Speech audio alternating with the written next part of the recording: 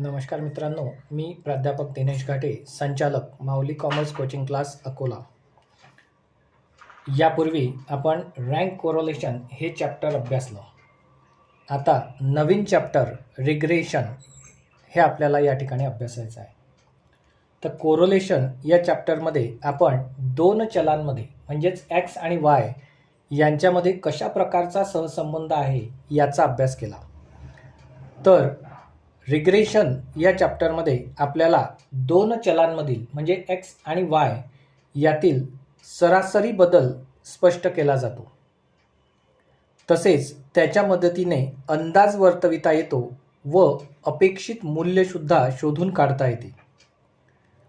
मग रिग्रेशन ही एक सांख्यिकीय तंत्र आहे ज्याच्या मदतीने एका चलाचे मूल्य दिलेले असताना म्हणजेच एक्सची व्हॅल्यू दिलेली असताना आपल्याला वायची व्हॅल्यू शोधून काढता येते किंवा वायची व्हॅल्यू दिलेली असताना आपल्याला एक्सची व्हॅल्यू शोधून काढता येते.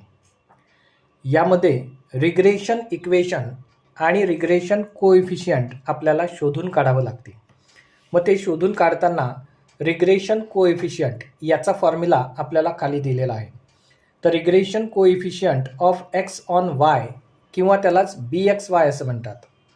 तो काढताना या ठिकाणी सूत्र आहे BXY is equal to sigma DX DY into N minus sigma DX दुसऱ्या ब्रॅकेटमध्ये सिग्मा DY अपॉन सिग्मा DYचा स्क्वेअर इंटू N मायनस ब्रॅकेटमध्ये सिग्मा DY ब्रॅकेटचा स्क्वेअर.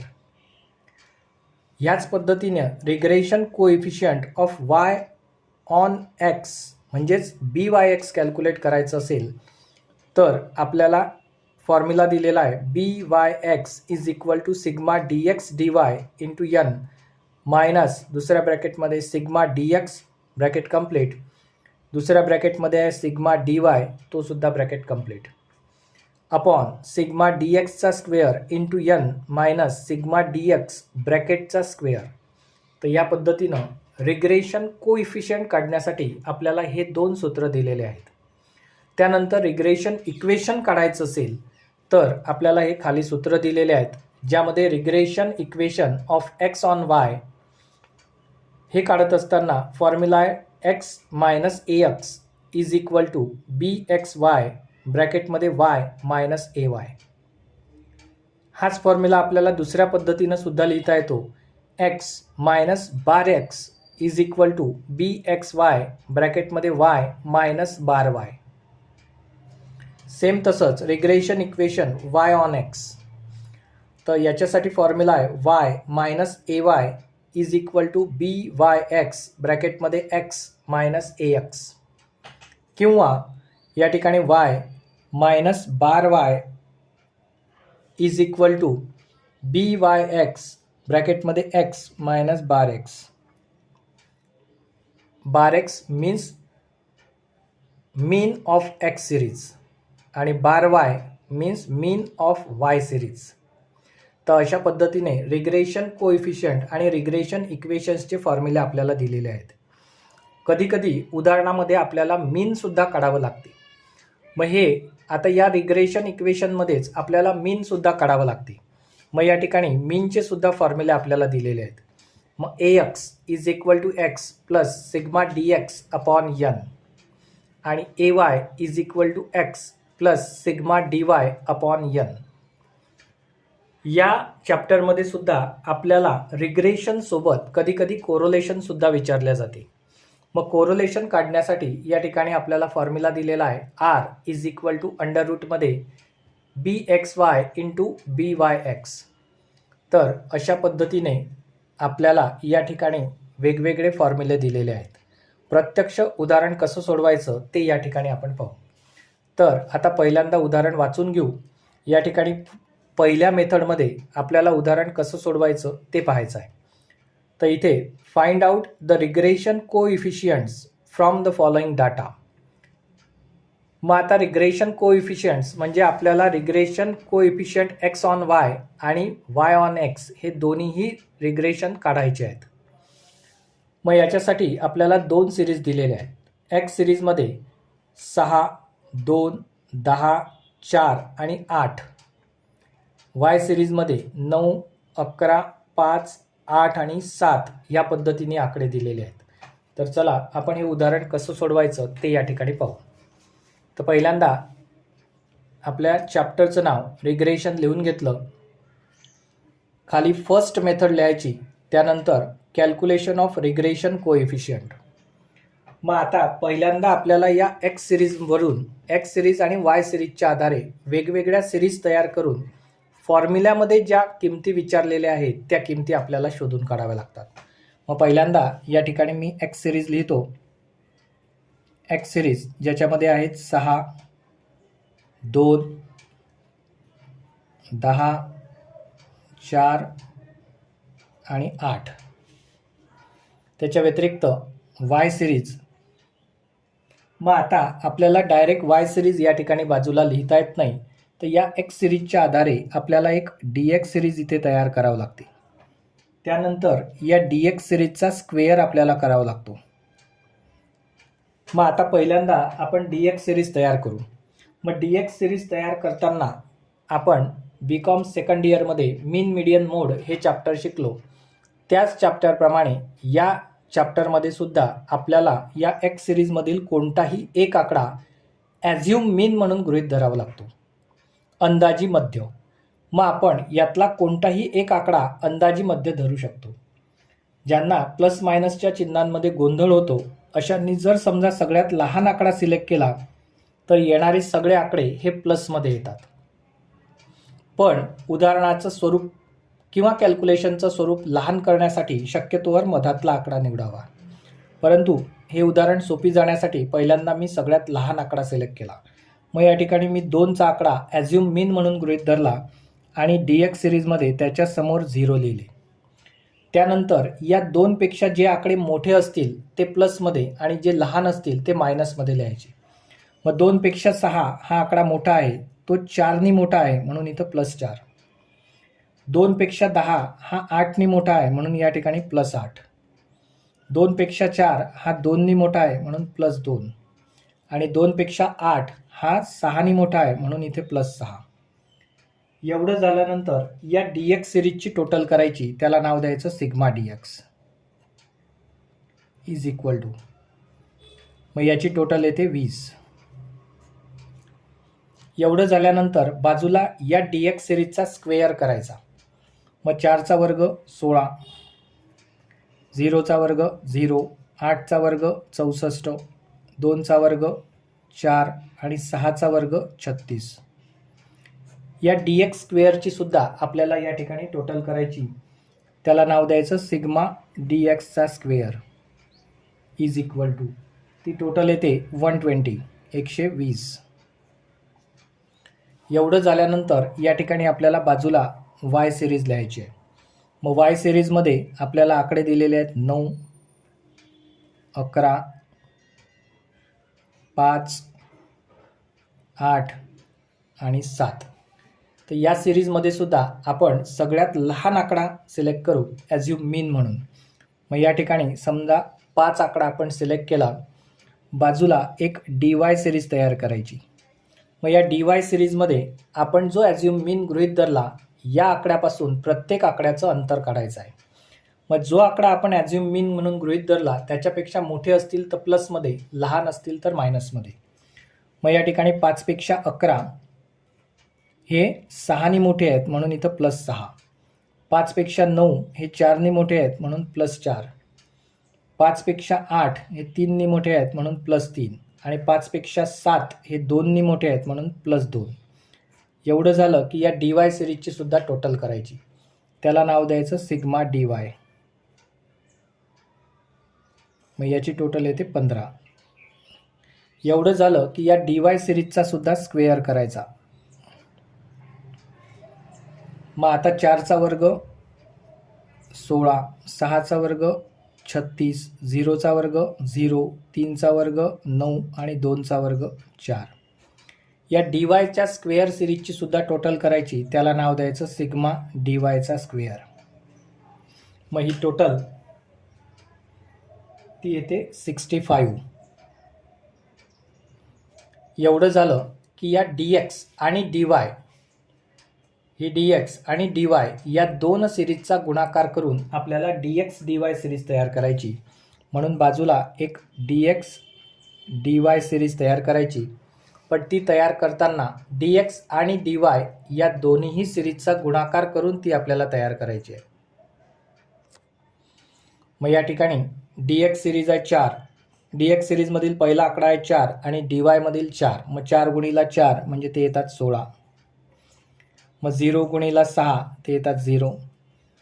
0 गुणिला 8 गुणिला 0 ते सुद्धा 0. 2 गुणिला 3 ते येतात 6 आणि 6 गुणिला 2 ते येतात 12. एवढं झालं की या डी एक्स डी वाय सिरीजची सुद्धा टोटल करायची. त्याला नाव द्यायचं sigma D X D Y is equal to ते येतात 34. एवढं झालं की ह्या पद्धतीनं आपण एक्स सिरीजवरून डी एक्स सिरीज डी एक्सचा स्क्वेअर केला. त्याच्यानंतर वाय सिरीज त्यावरून डी वाय सिरीज तयार केली. त्यानंतर डी वायचा स्क्वेअर केला आणि डी एक्स डी वाय सिरीजवरून आपण गुणाकाराने D X D Y series तयार केली आणि या सगळ्या सिरीजची टोटल करून घेतली. यानंतर आपल्याला regression coefficient X on Y calculate करायचं. म्हणून खाली 1 नंबर रिग्रेशन कोइफिशियंट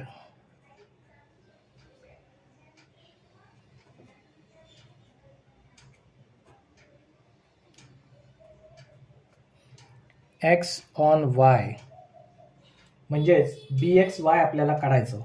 मग formula B X Y is equal to sigma D X D Y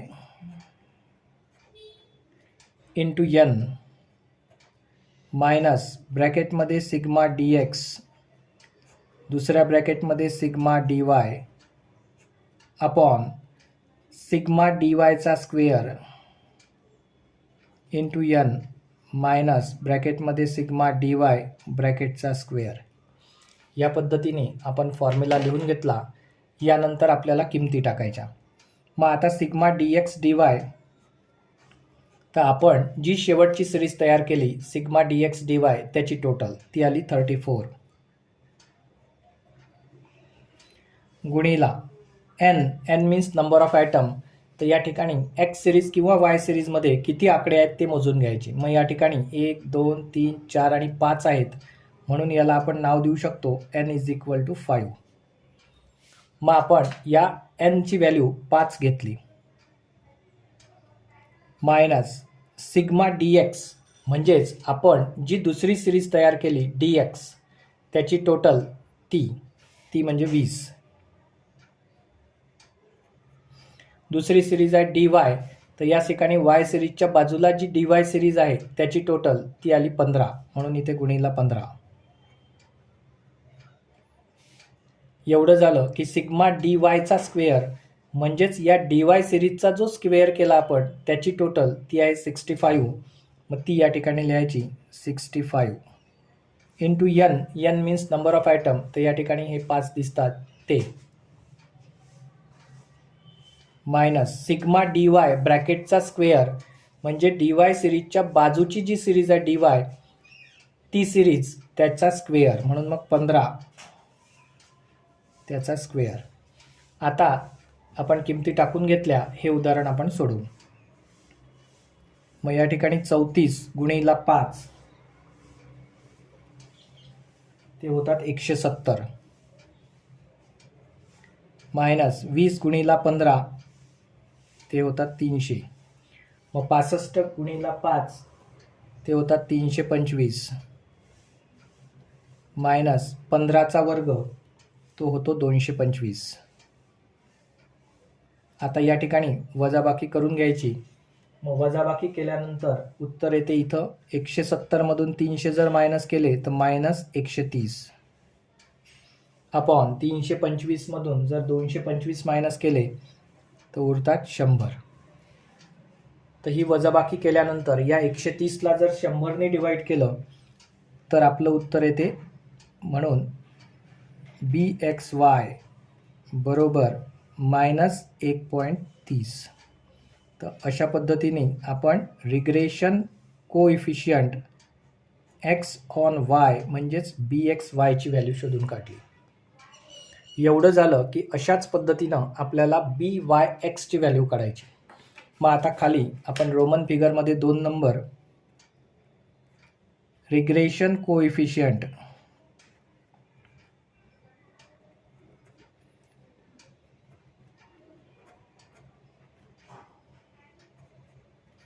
y on x असं लिहून घेतलं आणि regression coefficient y on x म्हणजेच BYX काढताना फॉर्म्युलामध्ये थोडासा बदल होतो. तर अंशामध्ये म्हणजेच न्यूमरेटरमध्ये दिलेले जे इक्वेशन आहे sigma dx dy into n minus sigma dx up into sigma dy हे जसंच्या तसंच राहते.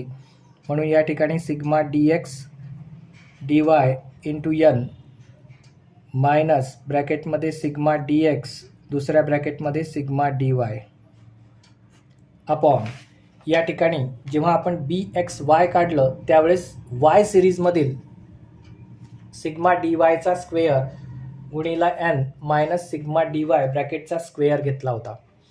पण BYX काढताना आपल्याला उलटं म्हणजेच x सिरीजमधील माहिती घ्यावी लागते.